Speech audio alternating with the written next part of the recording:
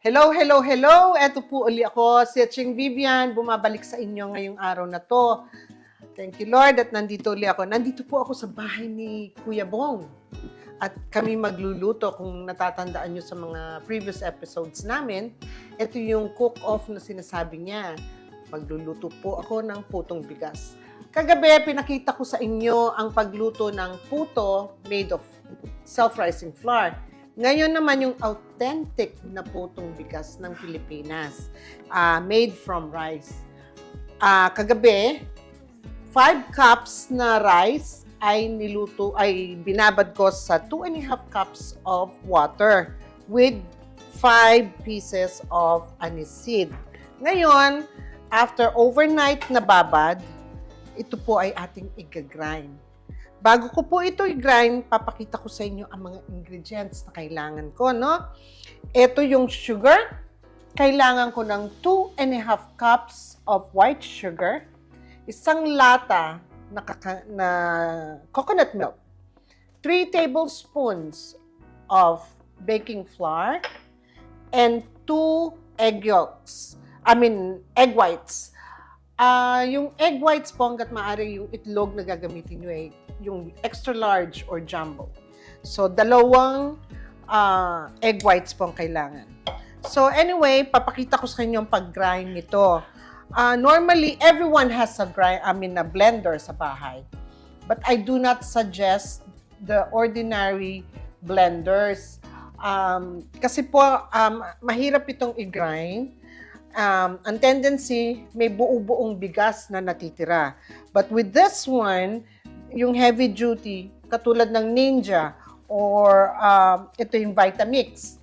Ito yung mga commercial na ginagamit na talagang pang heavy duty at mapipino ang bigas. So, bago po natin ito i-grind, kailangan tanggalin natin yung mga seeds na anis na inilagay ko rito kagabi kasi hindi pwedeng isama sa grind dyan. Ito ay pampalasa lang ng konti para magkaroon ng lasa ang ating puto. So ito po yung ating itatapon. Now we'll start to do the grind. But before we start, itong sanglatang gata, ihahalo po natin siya dito para maganda at pino ang ating grind kasi kailangan ng konting liquid pag grind. Masundan ninyo ng tama ang pagluto ng putong bigas na to, ay sasabihin nyo sa sarili nyo, ay, ganito pala to. Akala nyo napakahirap, but it's not. So, lalagay po natin ngayon yung ating sanglatang gata.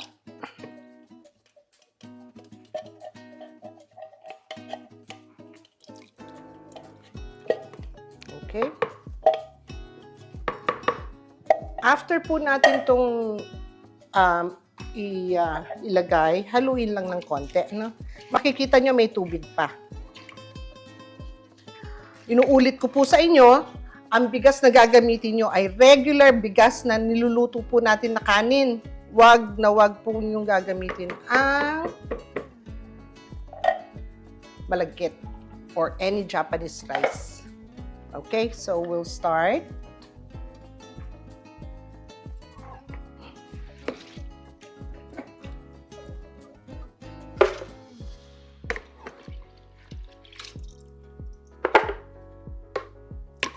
Normally ito, mga 2 salangan ko lang ng grind. Tapos lalagyan po nyo ng tubig para hindi masyadong mag-dry o manigas ang ating ginagrind. Alright? So ngayon, umpisahan natin. So for those who are familiar with Vitamix and Ninja, that's a good grinder for you to use. I-on natin. Normally, nilalagay ko to sa 4 muna.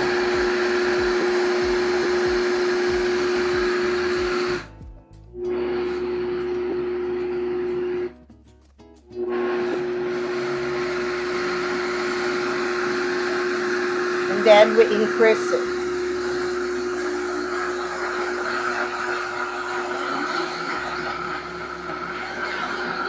until number 8. For at least 1 minute. Yan, 1 minute. Kung makikita po ninyo, liquid na liquid siya. Pag gumamit kayo ng regular blender, sira po ang blender nyo.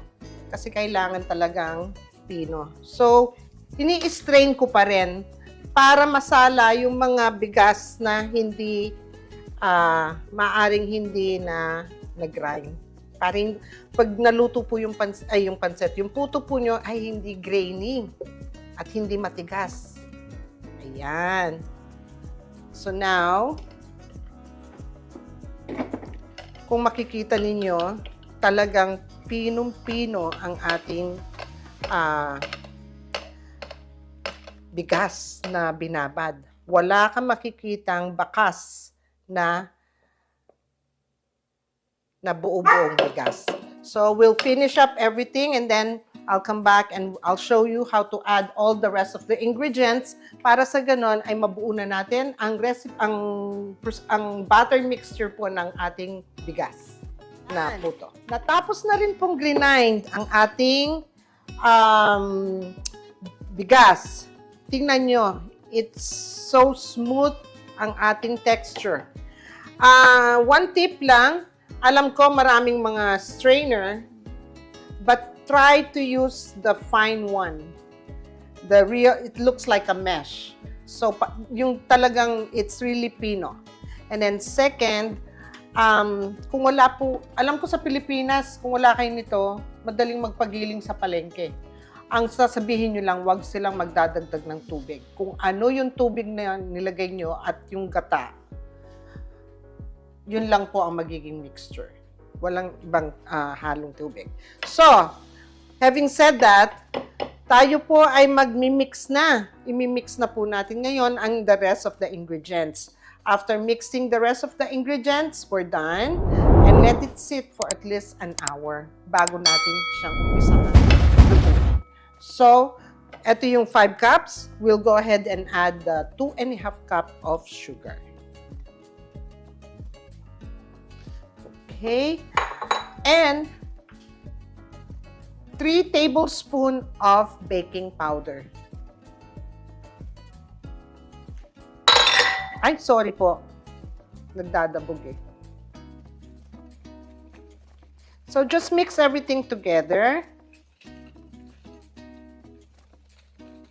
Makikita nyo, medyo mas naging liquid ang ating mixture, right? Because of the sugar na nilagay natin. And lastly, yung dalawang itlog po na pula ay na puti. Before we put it, kailangan nating ibit ito until it's foamy. So, bibit lang natin ng saglit lang naman.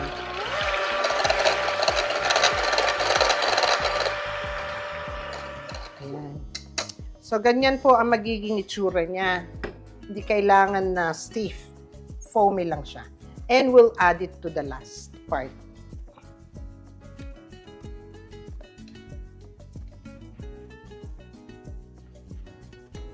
Yan, tapos na ang ating mixture.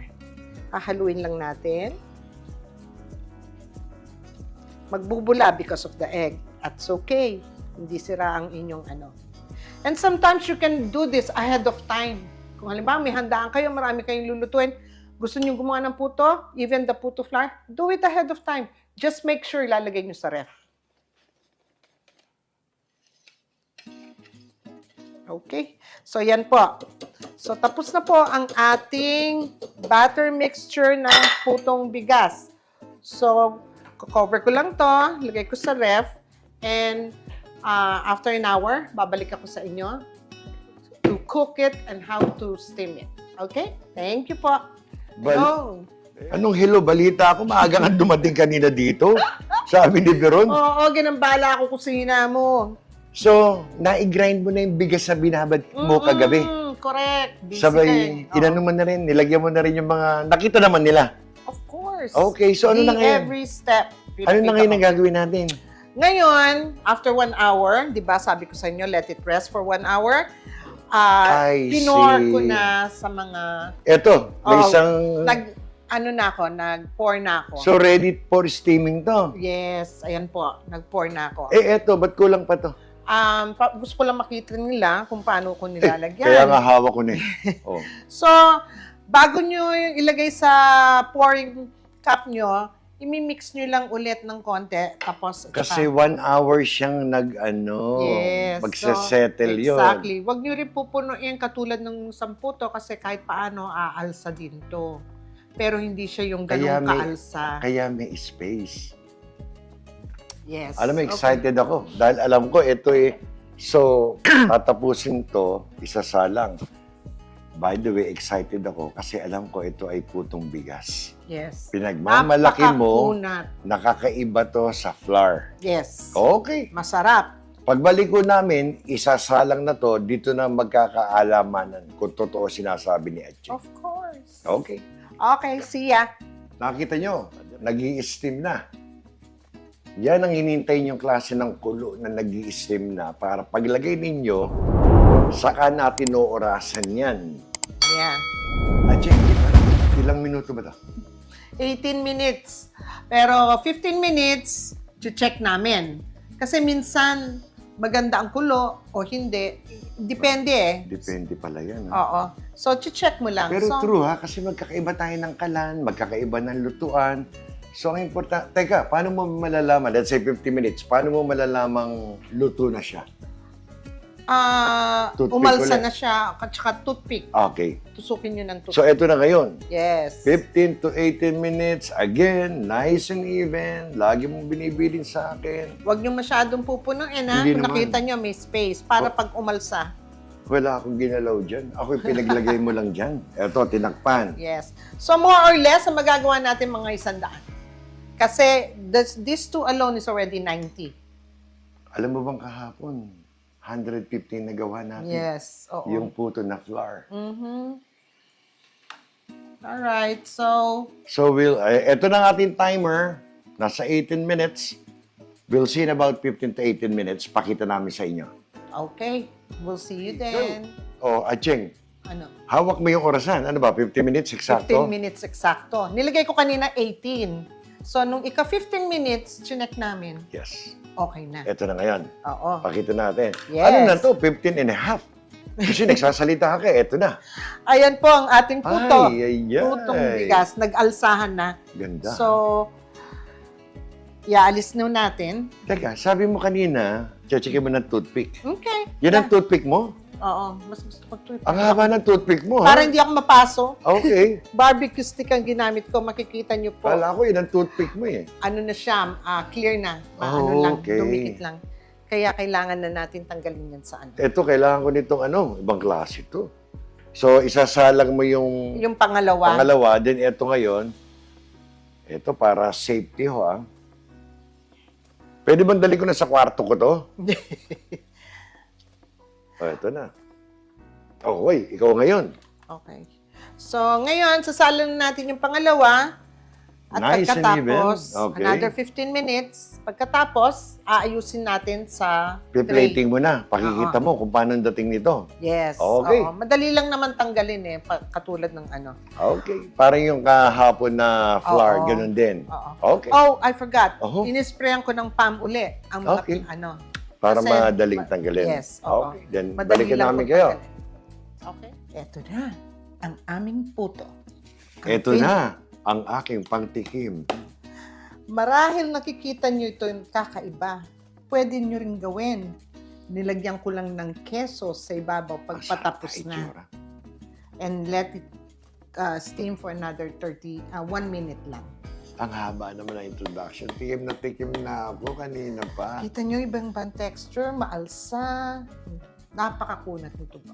Ito, Sige, hindi ako naniniwala. masarap yan. Hindi na mapalit. Hindi naman yan na mapalit. Paano sasabihin hindi na mapalit? Alina yung mapalit. Alin na yung palit? Parang ang samang pakikita, ang panit. Ito na.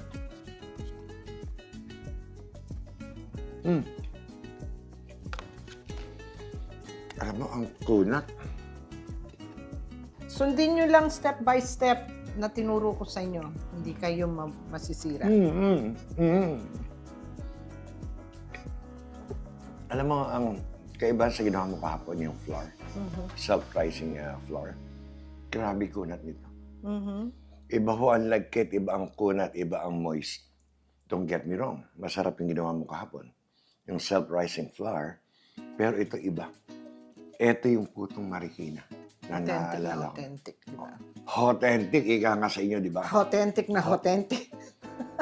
Paano ba? Tayo ba tapos na to? O Yes, tapos na po tayo. Pero, part 1 lang ito ng series namin. kinakabahan ako dyan sa part 1 lang. Abangan niyo po ang part 2 na kung saan magluluto si Bong ng dinuguan. Pwede ba namang Nateternohan ng aking puto. pwede ba namang may puto? Wala tayong dinuguan. Right. Abangan nyo ang part 2. Dinuguan naman kami. Anyway, thank you for watching. Enjoy the cooking. And see you again on my next episode. Thank you, Lord. Thank you, Lord. Bye-bye.